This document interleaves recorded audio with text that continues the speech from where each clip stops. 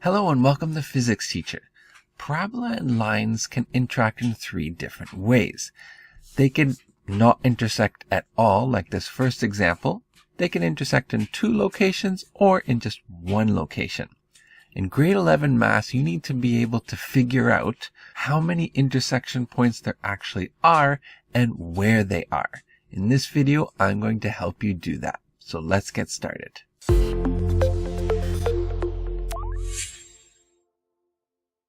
So how we're going to solve this is we're going to take, here we have a quadratic and here we have a linear function.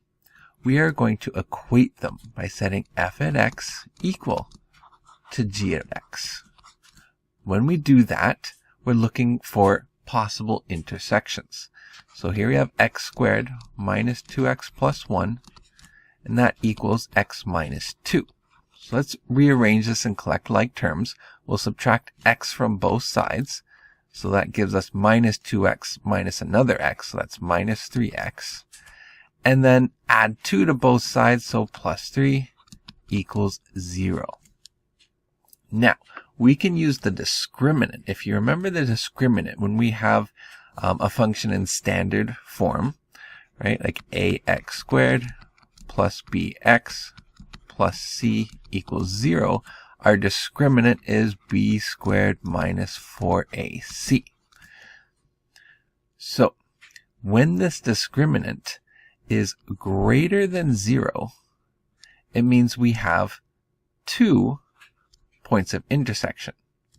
If it is equal to 0, we have 1 point of intersection, and if it's less than 0, we have 0 points of intersection. So let's look at what it is for our first case here. So if we take b squared, so b is minus 3, so minus 3 squared minus 4 times a, which is 1, and c, which is 3. So this gives us 9, and then minus 12. Well, 9 minus 12 is negative 3. So there are no intersection points here. So there's no point in me trying to solve it.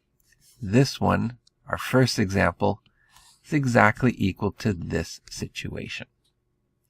Let's try the second example. We're going to do the same thing. We're going to equate the functions. So we'll have x squared minus 6x minus 7 equal to negative 16.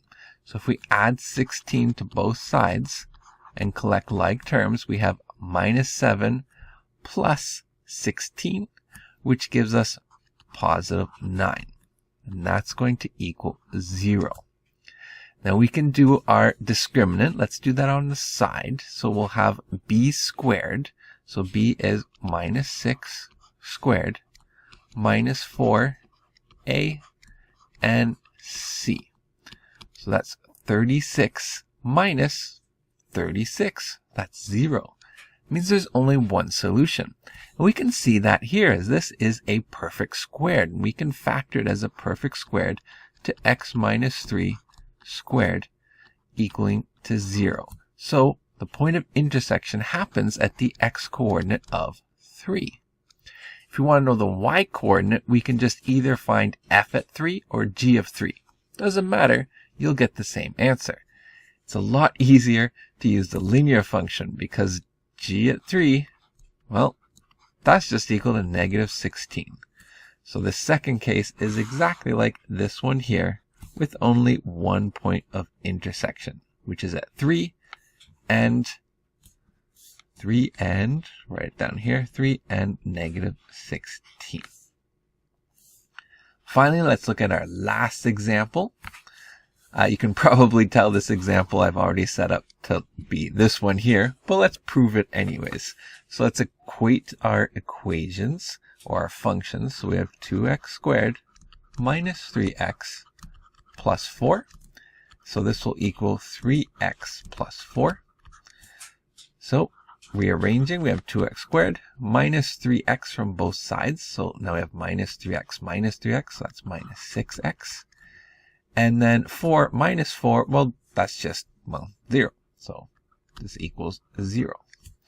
So let's do on the side, we'll do b squared minus 4ac. So in this case, b is negative 6 squared minus 4 times a, which is 2, and then c, which is actually 0. So we have 36. Well, 36 is greater than 0, so that means we have two solutions. Okay, we can figure out what those solutions are by just factoring. So if we factor out a 2x, we end up with x minus 3 equal to 0. So x can be 0 and x can be 3. We can figure out those y coordinates by figuring out what g of 0 is. You could do f of 0 too. You'll get the same answer, but g, the function for g, is a lot easier to work with.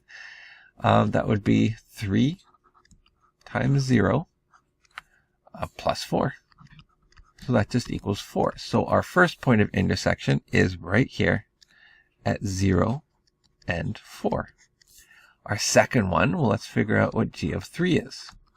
So that is just 3 times 3 plus 4. So 9 plus 4 is 13. So our second point of intersection is right here at 3 and 13. I hope this video helped. If you have any questions, let me know. And if you're going to be taking grade 12 physics in the future, you can right now download my course pack for free in the description. Check it out, and thanks for watching.